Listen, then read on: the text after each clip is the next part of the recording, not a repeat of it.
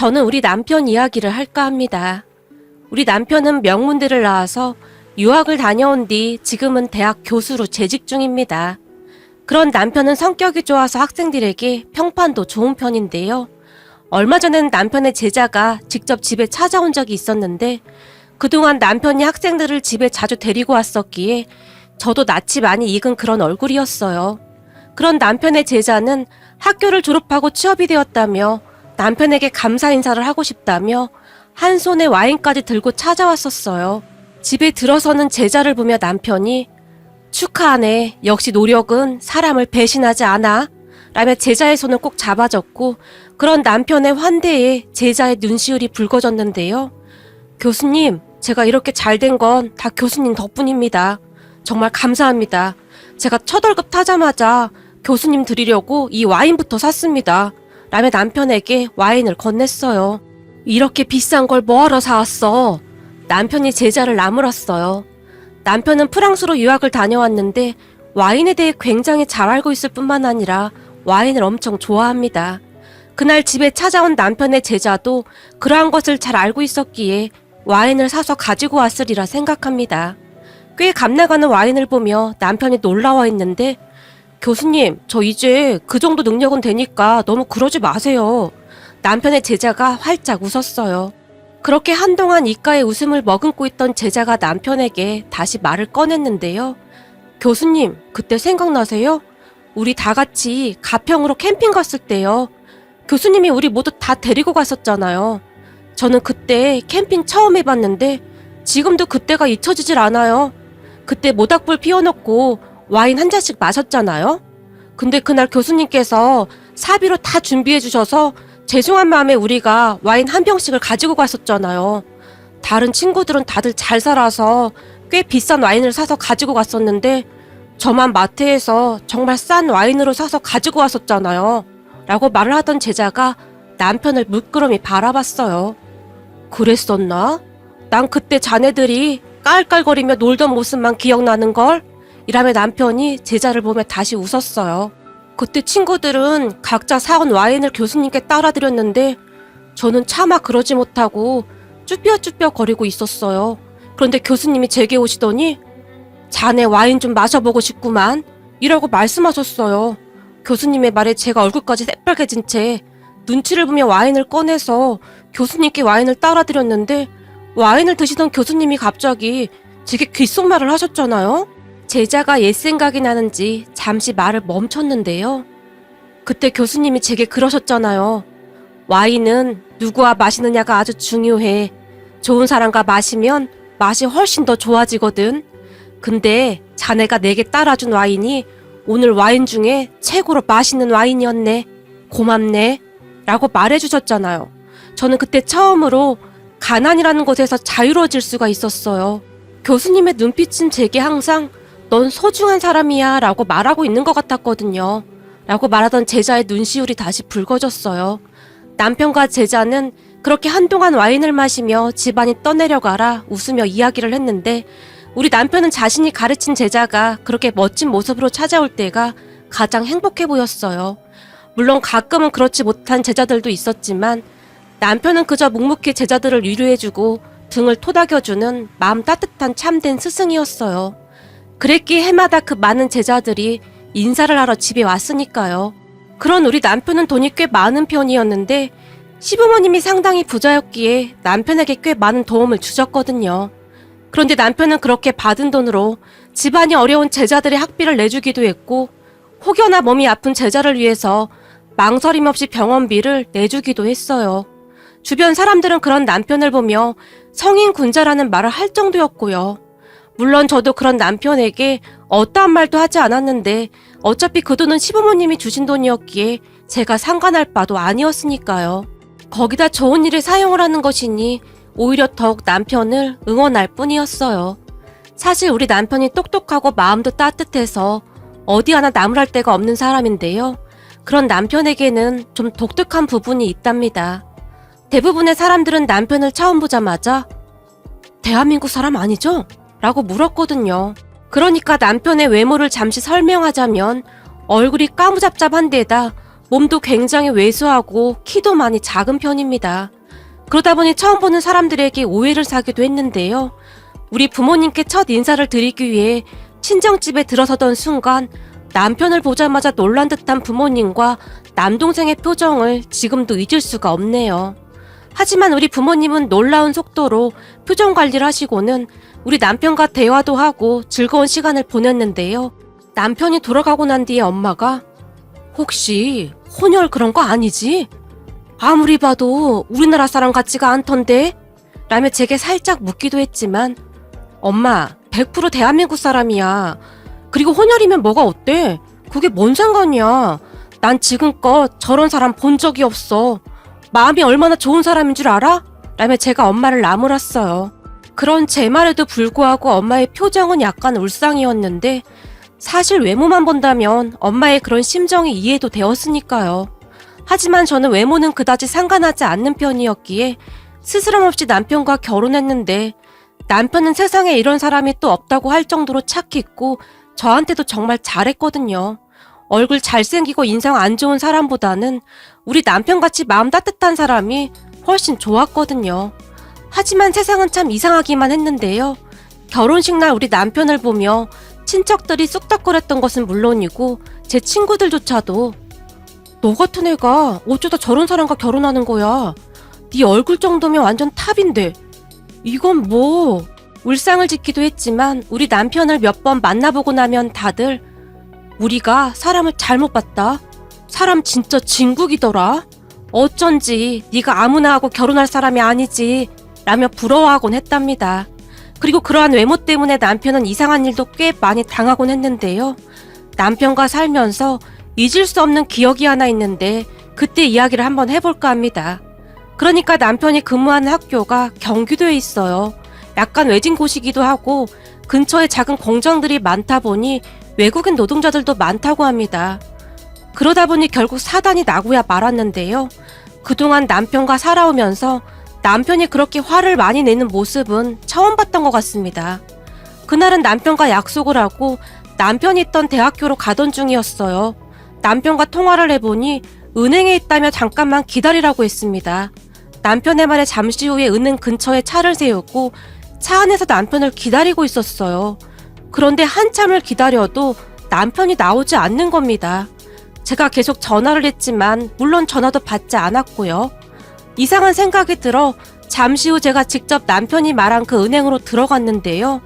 은행에 들어가자마자 저는 깜짝 놀라고 말았습니다. 남편이 앉아있던 곳에 1,000원짜리 지폐가 잔뜩 쌓여 있었는데 은행 직원이 아주 난감한 표정으로 그 지폐들을 직접 손으로 세고 있는 게 아니겠습니까? 그 모습을 보자마자 무슨 문제가 생겼구나 하는 생각이 들었고 제가 조용히 남편에게 다가가서는 여보, 무슨 일 있어?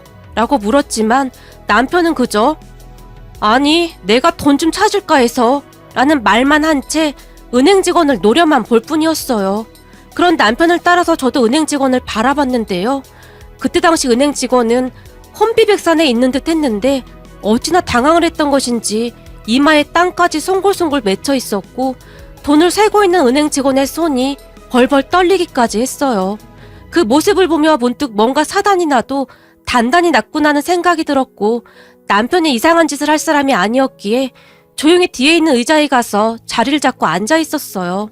그런데 잠시 후에 누군가가 황급히 뛰어오더니 남편에게 고객님, 정말 죄송합니다. 저희 직원이 큰 잘못을 했습니다. 라며 두 손을 앞으로 모은 채 연신 허리 숙여 사과를 했어요. 거기다 돈을 세고 있던 은행 직원도 벌떡 일어나서는 고객님, 제가 감히 못 알아보고 큰 실수를 했습니다. 정말 죄송합니다. 라며 사과를 했는데 은행 직원의 말을 듣던 남편의 표정이 더 굳어지고 있었어요. 당신이 뭘 잘못했는지 아직도 잘 모르고 있는 것 같군요.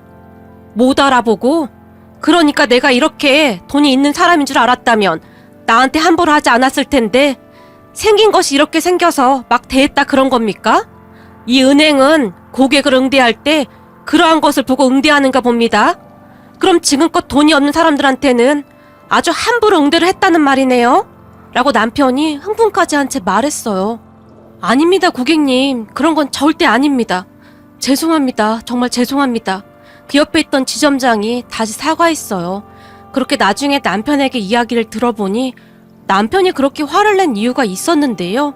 세상에는 남편이 돈을 출금하기 위해 ATM기 앞에 서 있었다는데 거기서 어슬렁거리고 있던 은행 남직원 한 명이 우리 남편 어깨 위로 얼굴을 빼꼼히 내밀더니 왜? 돈 뽑게?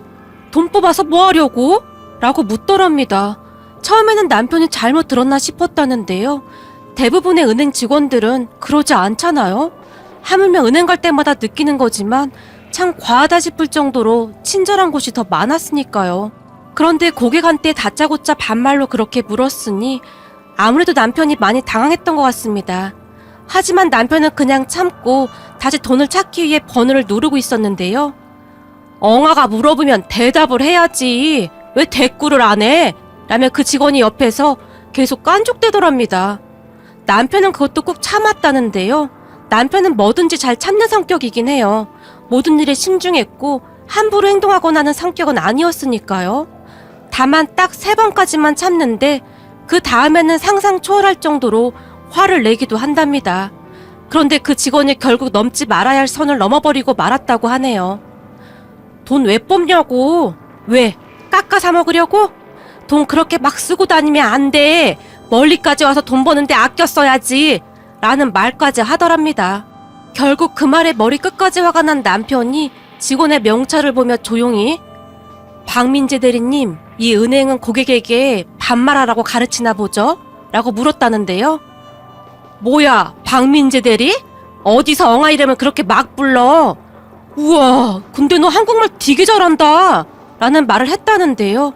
아무래도 그때까지도 그 직원은 상황 파악을 못했던 모양입니다.